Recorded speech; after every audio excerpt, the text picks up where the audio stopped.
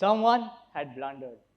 Theirs not to make reply, theirs not to reason why, theirs but to do and die. These words of Lord Tennyson encapsulate my state in Spanish ab initio, an experience I'm sure many of you are familiar with or are soon going to be.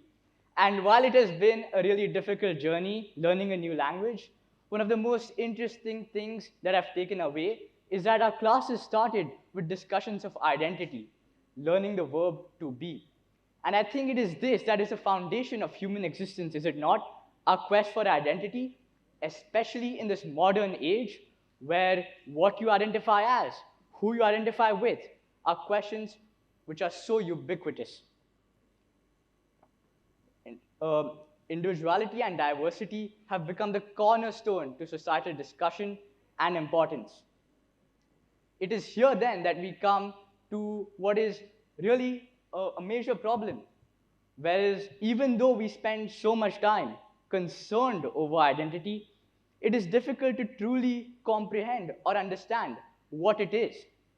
And to encapsulate this, as Plato writes in the Republic, when we first, to test the eyes of a man, we first make him see the larger letters and then the smaller. So here, let us employ his methodology. Let us first examine identity in the grand scale by looking at the philosophical ship of Theseus and seeing it playing out in the form of the Roman Empire, and see what we can take away from that.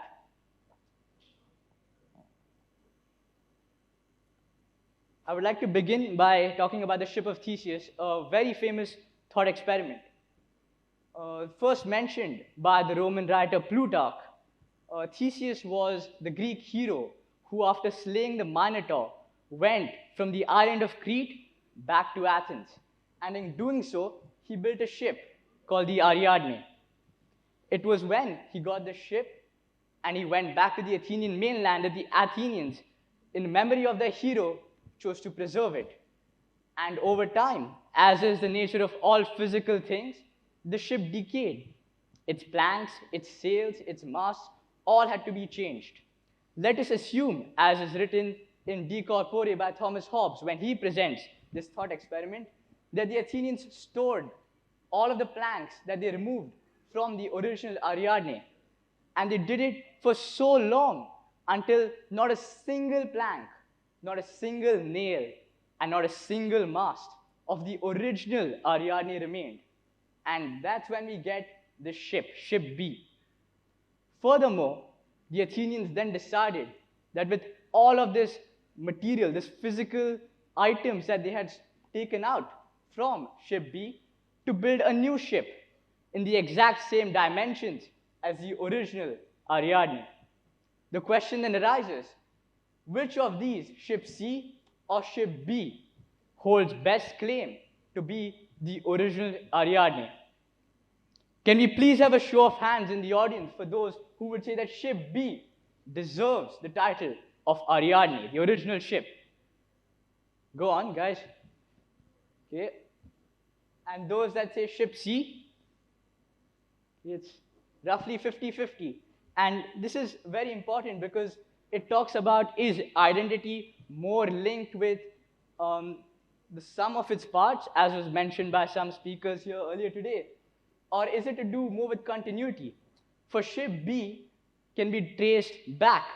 If you go back in time and you see Ship B, the physical ship, the changes to it, you reverse them, you will get the original ship.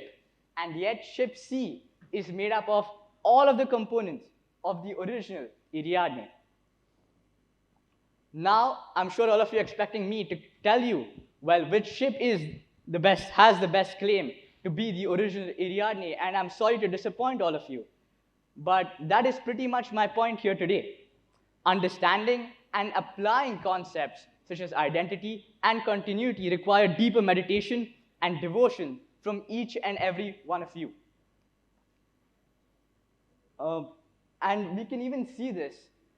These matters of philosophy might seem trivial to many of you present here today. How does it matter to me? Which ship? I mean, Theseus maybe never existed. Who cares about the Athenians and their silly questions 2,600 years ago?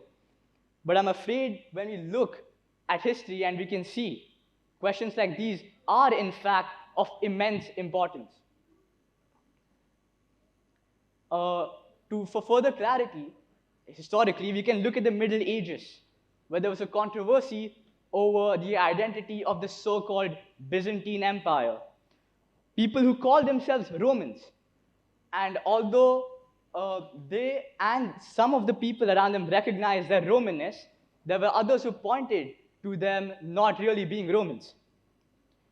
Looking at ancient Roman history, we can see that there was an original united empire which splintered into two halves around the 4th century. And we can see here there's an eastern half and a western half. The eastern half with its capital at Constantinople, and the western half with its capital at Rome. Now, the eastern half, because of its better geographical location and better economics, was able to survive far longer than the western half. In fact, the Western Empire fell in 476, while the eastern half continued, as you can see, all the way till the year 1453, almost 1,000 years longer than the western half. And in those 1,000 years, the eastern half's identity, or as we talked about in Ship B, the sum of its parts changed drastically. For example, in the 6th century, Roman Emperor Heraclius changed the official language from Latin to Greek. And of course, Latin was the language of the Romans. How could there be a Roman Empire without Latin? The empire also lost, crucially, the territory of Rome itself. How can you call yourself the Roman Empire if you don't rule over the Romans? This and various other factors, such as Roman provinces of old, we have Gaul, which we now call today France, playgrounds of Julius Caesar and Pompey Magnus, all of those were lost. And yet, the Eastern emperors kept clinging to their Romanness. While in contrast, in the West, we see that despite falling in 476, we have a pseudo-resurgence in the form of the Holy Roman Empire, when Charlemagne was crowned Emperor of the Romans. But what is not known to many people about this history is there's a forgotten link between Charlemagne and the West and the Eastern Empire. For Charlemagne was not a successor to the Western half, as a perceived link because of the magnitude of similarities between Charlemagne's empire and the Western Empire of yore. But because of Charlemagne succeeding Constantine VII, who in the East was succeeded by Empress Irene, and the Westerners claimed a woman could not rule. And here we see that this controversy over history, this forgetting of facts in favor of propaganda, whereas the Westerners kept insisting that they were the true Romans, as did the Easterners, and this focus on propaganda, this forgetting of history, all culminated in great historical arguments which led to animosity between both the empires. And of course, the question being asked, which of these empires, as is with which of those ships, have the best claim to be the one united empire that has now disappeared? With monumental questions like these, it is difficult and even presumptuous of me to attempt to provide a definitive answer.